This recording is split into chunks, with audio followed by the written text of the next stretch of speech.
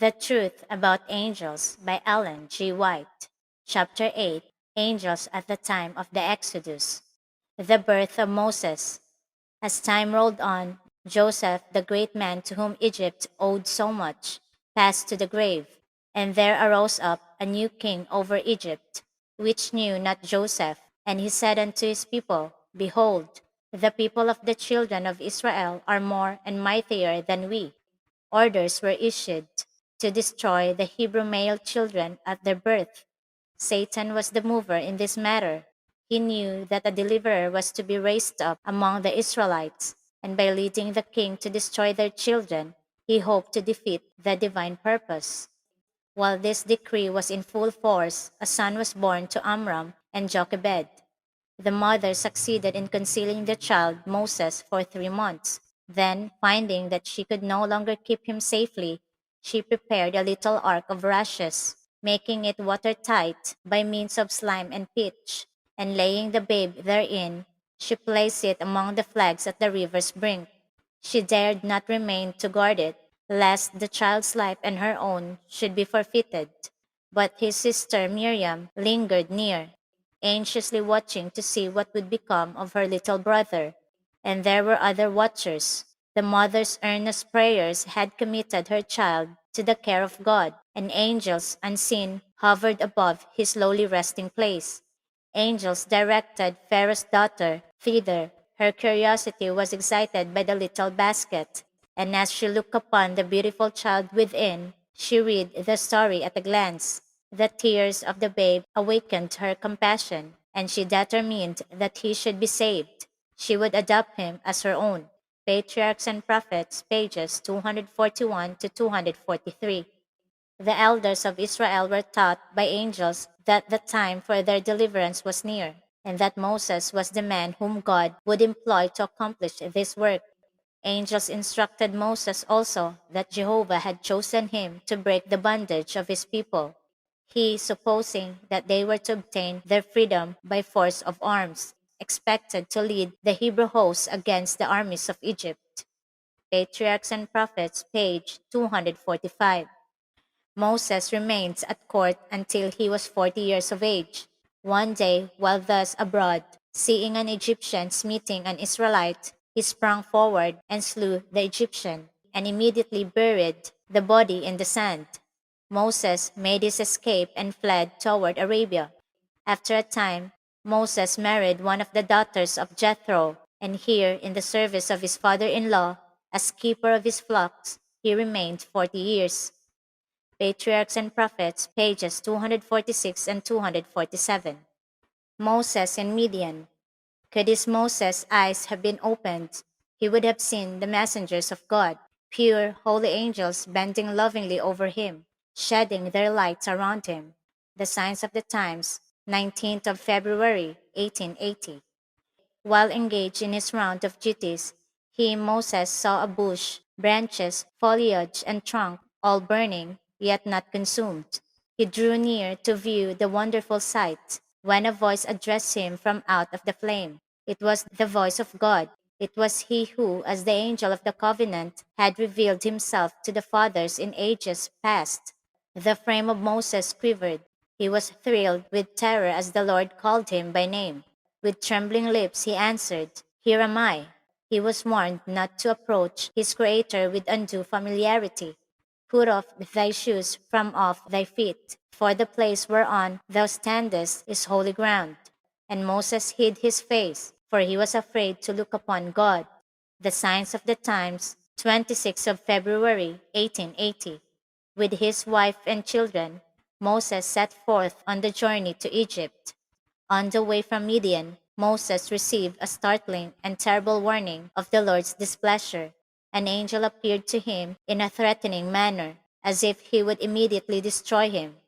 No explanation was given, but Moses remembered that he had disregarded one of God's requirements, yielding to the persuasion of his wife. He had neglected to perform the rite of circumcision upon their youngest son. He had failed to comply with the condition by which his child could be entitled to the blessings of God's covenant with Israel.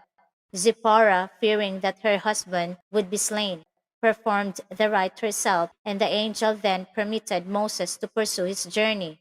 In his mission to Pharaoh, Moses was to be placed in a position of great peril. His life could be preserved only through the protection of holy angels, but while living in neglect of a known duty, he would not be secure, for he could not be shielded by the angels of God. Patriarchs and Prophets, pages 255 and 256. Aaron, being instructed by angels, went forth to meet his brother, from whom he had been so long separated, and they met amid the desert solitudes near Horeb. Together they journeyed to Egypt, and having reached the land of Goshen, they proceeded to assemble the elders of Israel. Patriarchs and Prophets, page 257. The plagues of Egypt. Moses and Aaron were God's representatives to a bold, defiant king and to impenitent priests, hardened in rebellion, who had allied themselves to evil angels. Pharaoh and the great men of Egypt were not ignorant in regard to the wise government of God. A bright light had been shining through the ages, pointing to God, to his righteous government, and to the claims of his law. Joseph and the children of Israel in Egypt had made known the knowledge of God, even after the people of Israel had been brought into bondage to the Egyptians. Not all were regarded as slaves. Many were placed in important positions, and these were witnesses for God. The youth's instructor, 8th of April, 1897. Satan well knew that Moses was chosen of God to break the yoke of bondage upon the children of Israel. He consulted with his angels how to accomplish a work which should answer a twofold purpose.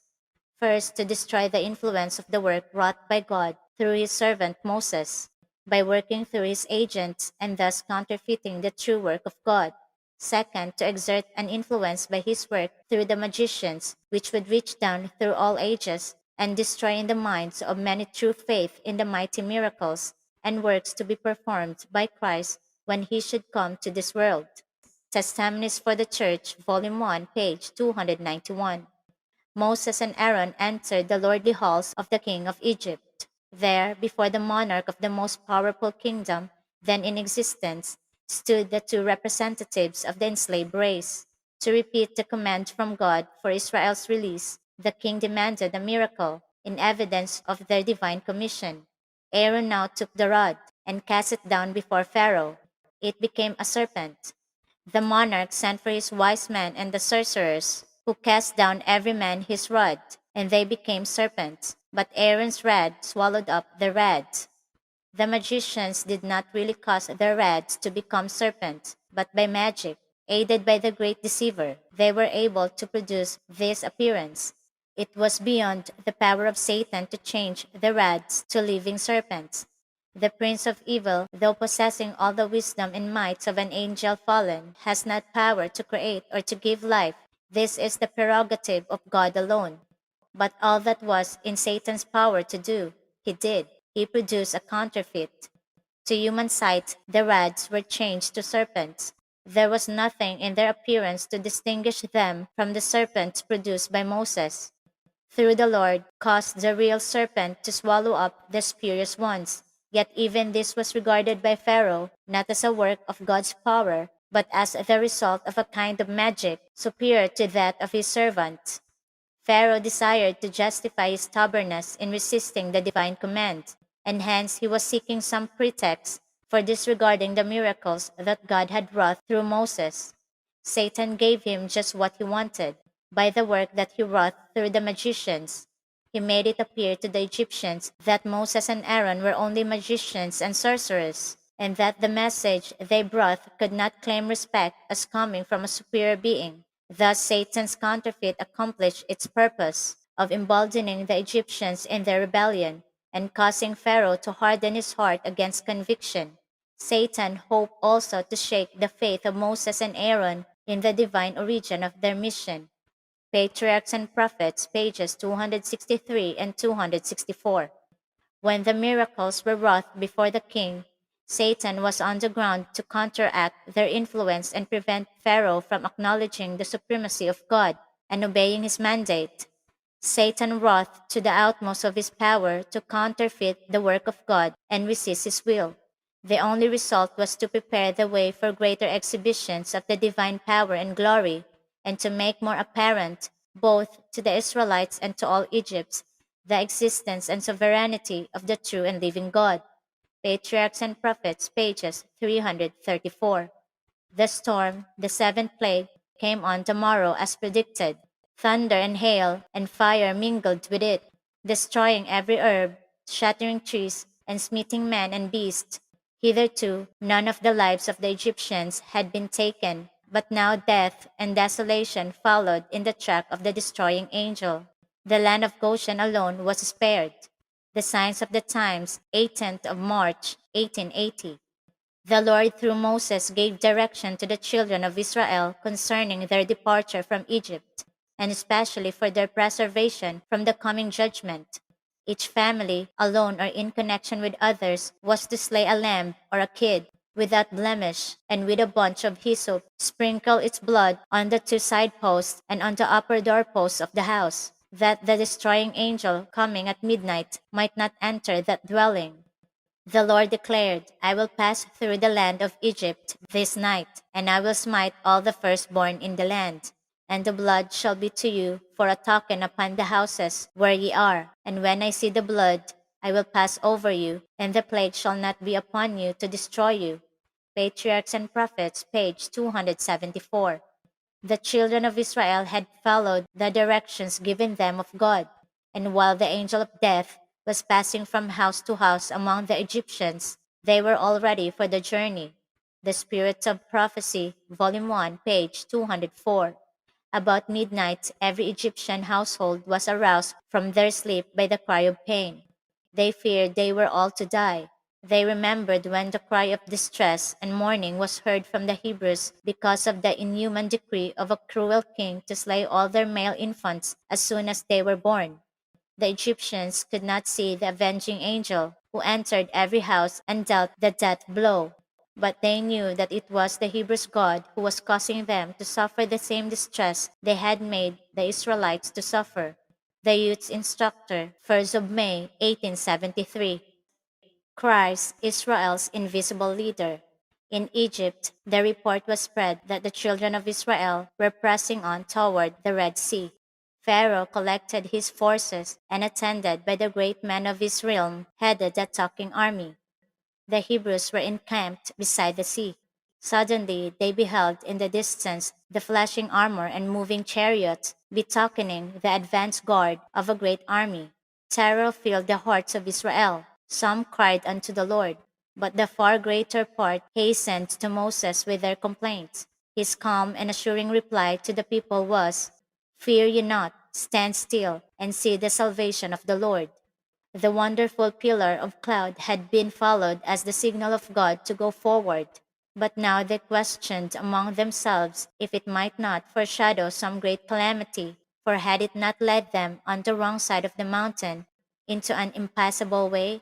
Thus the angel of God appeared to their deluded minds as the harbinger of disaster. But now, as the Egyptian host approached them, expecting to make them an easy prey, the cloudy column rose majestically into the heavens, passed over the Israelites, and descended between them and the armies of Egypt. A wall of darkness interposed between the pursued and their pursuers. The Egyptians could no longer discern the camp of the Hebrews, and were forced to halt. But as the darkness of night deepened, the wall of cloud became a great light to the Hebrews, flooding the entire encampment with the radiance of day. Then hope returned to the hearts of Israel, and Moses lifted up his voice unto the Lord.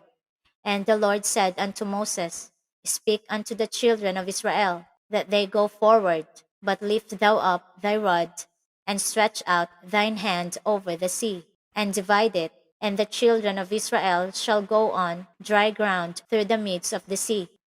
The Egyptians pursued and went in after them to the midst of the sea, even all Pharaoh's horses, his chariots, and his horsemen. And it came to pass that in the morning watched the Lord look unto the host of the Egyptians through the pillar of fire and of the cloud, and troubled the host of the Egyptians. Patriarchs and Prophets, pages 283 to 287. Angels of God went through their hosts and removed their chariot wheels. The Spirit of Prophecy, Volume 1, page 209. The Egyptians were seized with confusion and dismay. They endeavored to retrace their steps and flee to the shore they had quitted. But Moses stretched out his rod, and the piled up waters, hissing, roaring, and eager for their prey, rushed together and swallowed the Egyptian army in their black depths. Patriarchs and Prophets, page 287. The leader of the Israelites was a mighty general of armies.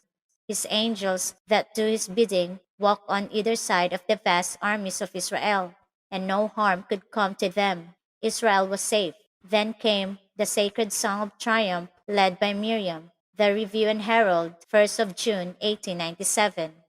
Jesus was the angel enshrouded in the pillar of cloud by day and the pillar of fire by night. The Review and Herald, 17th of June, 1890.